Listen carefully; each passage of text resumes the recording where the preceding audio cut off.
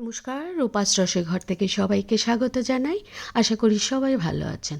আজকে আমি খুব কম সময়ে একটা কড়াই পাতুরি দেখাবো, মাছ পাতুরি। এটা কাতলা মাছ পাতুরি বানাবো আমি। এখানে 5 পিসের মতো কাতলা মাছ নিয়েছি।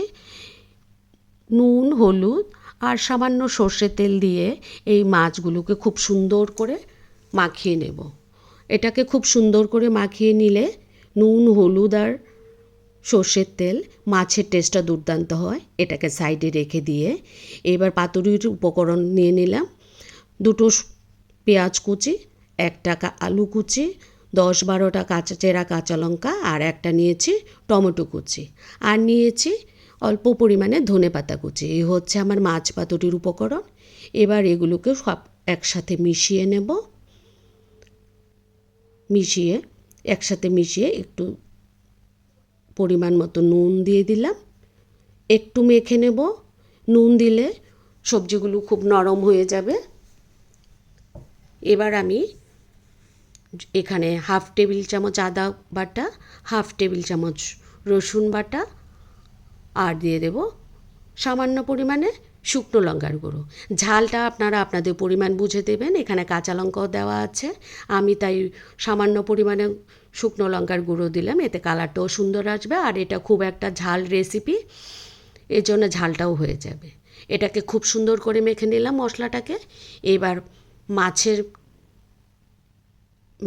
মাছ মাখাটা, যেটা নুন হলুদ তেল দিয়ে মেখে রেখেছিলাম, এটাকে মিশিয়ে 2 টেবিল চামচের মতো সর্ষের তেল দিয়ে দিলাম। দেখুন খুব সুন্দর মোলায়েম করে মেখেছি।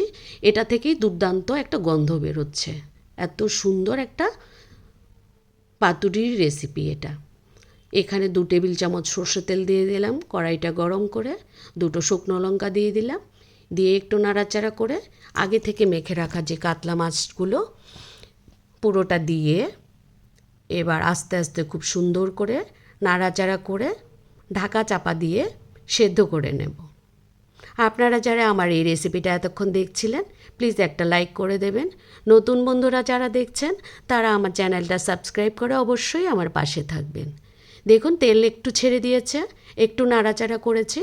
এবার আমি 5 মিনিটের জন্য ঢাকা চাপা দিয়ে দেব। এই পাতুরিটা একটা দুর্দান্ত স্বাদের রেসিপি, গরম ভাতের সাথে দুর্দান্ত লাগে। এইরকম একটা পাতুরি বানালে অন্য কোনো কিছুরই দরকার পড়বে না, এত টেস্টি হয়। দেখুন 5 মিনিট পরে আমি ঢাকাটা তুলে দিয়েছি। একদম লো ফ্লেমেই এটা করতে হবে। একটু উল্টে পাল্টে দিলাম, দিয়ে আবারও 5 মিনিটের জন্য এটাকে আমি ঢাকা দিয়ে দেব।